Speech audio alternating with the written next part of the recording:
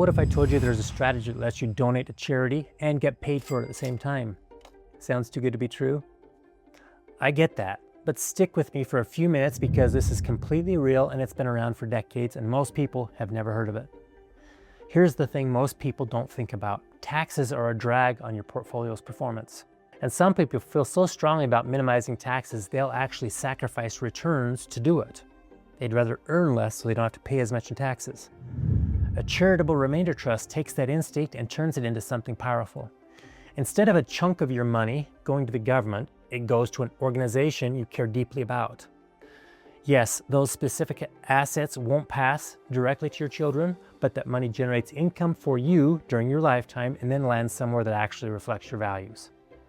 You're going to lose a portion of it to taxes anyway. A charitable remainder trust lets you decide where it goes instead. And I'm going to break down exactly how it works. Here's the core idea. You transfer assets into a trust, could be stock, real estate, a business, whatever you got that has appreciated significantly in value. That contribution is partially tax deductible. The trust pays you income either for a set number of years or for the rest of your life. And when the trust ends, whatever's left goes to charity. There are three types of charitable remainder trusts. One pays you a fixed dollar amount every year regardless of what the markets do. One pays you a fixed percentage of the trust value recalculated annually so your income can grow as the portfolio grows. And a third type is designed for people who don't need income right away. It lets the trust accumulate and then pays out more significantly later in life. The right type of trust depends upon your age, your income needs, your tax situation, and your timeline. That's a conversation worth having with an advisor who knows this space. But the mechanics across all three are essentially the same. Income to you now, charity later. And here's what makes this genuinely different from just writing a check to charity. You get two significant tax benefits at the same time. You avoid capital gains tax on the appreciated assets going into the trust, and you receive a partial charitable income tax deduction in the year you fund the trust, both at once.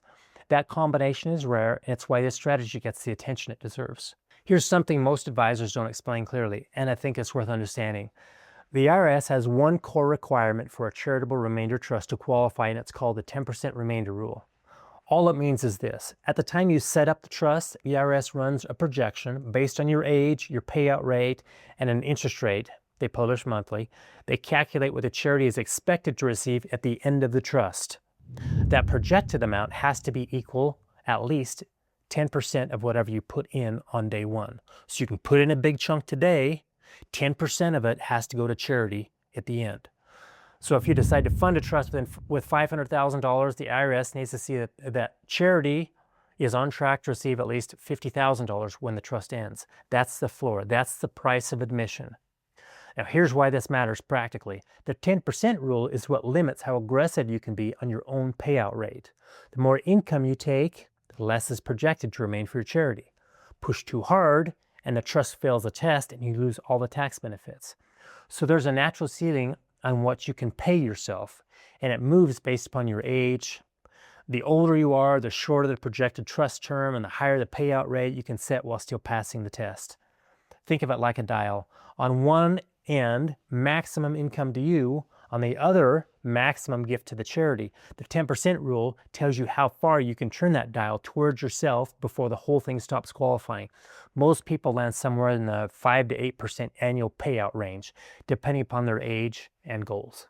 Let's talk about the tax benefits specifically, because this is where a charitable remainder trust really separates itself from almost every other planning strategy out there. Most people focus on one tax benefit or the other.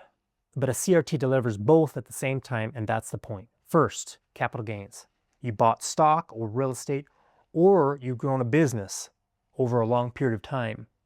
It's now worth significantly more than you paid for it, and if you sell it today, the IRS takes a serious bite in capital gains tax before you see a dollar. When you transfer that asset into a charitable remainder trust instead, the trust sells it tax-free, no tax consequence. The full proceeds stay inside the trust, working for you, generating income. The government's tax dollars are generating income for you as part of it in there. Nothing lost to capital gains on the way in. Here's a concrete example. A couple built a business over 30 years. It's worth $5 million today.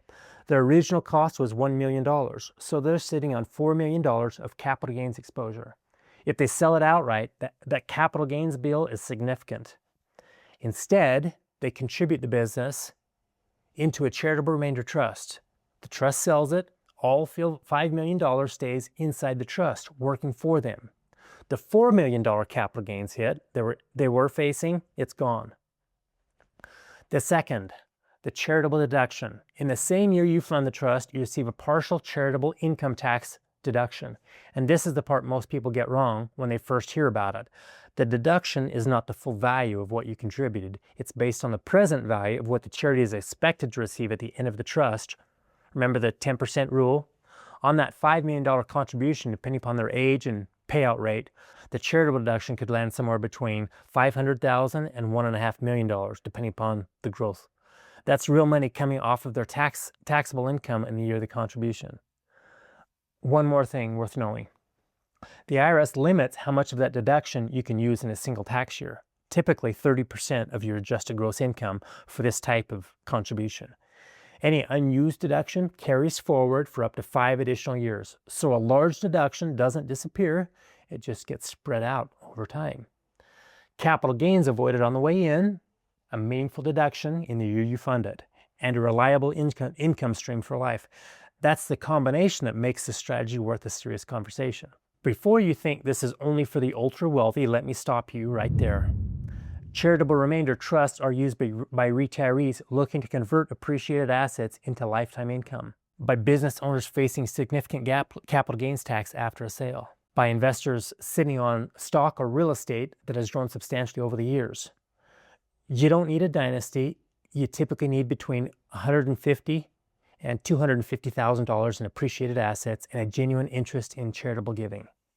Let's talk about where the charitable remainder actually goes, because this is where it gets interesting for families who think about legacy. The charity doesn't have to be a hospital or a university you've never met. A family can create their own private foundation. They name it, they seat family members on the board, and they direct grants towards causes they care about. That includes scholarship programs. Here's the scenario that stops people in their tracks.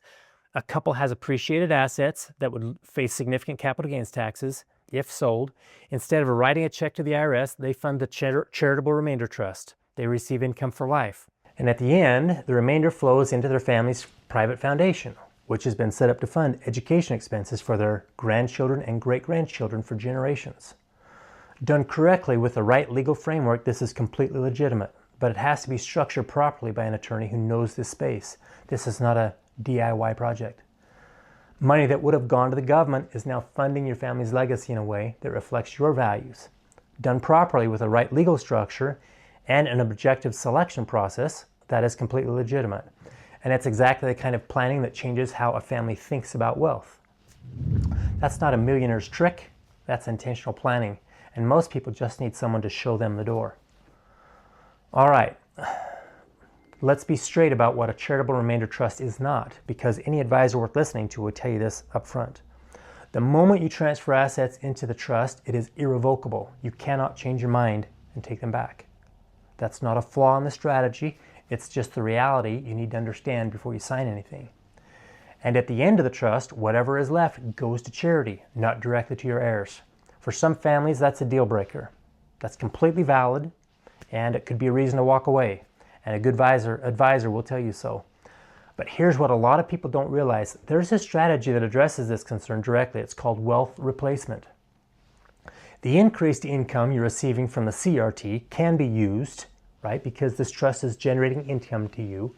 The income could be used to fund a life insurance policy held inside an irrevocable life insurance trust, an ILIT. When you pass away, that death benefit goes to your heirs' income and estate tax-free. In many cases, your children end up with more money than they would have had they inherited the original asset directly that went into the trust. The charity gets its remainder, you captured the tax benefits, and your heirs are taken care of through a different vehicle, through the life insurance. The goal is always your right answer. Not every strategy fits every family, but for the right person, a charitable remainder trust is one of the most efficient tools in the entire planning toolkit. I hear this all the time. I want to make a difference, but I also need to take care of myself. What I want you to know is you don't have to choose. You've worked hard your whole life. You've built something real. A charitable remainder trust lets you avoid taxes on the way out, take a partial deduction on the way in, generate income for yourself during your lifetime, and leave something behind that actually reflects who you are. It's not about being wealthy, it's about being intentional with what you built.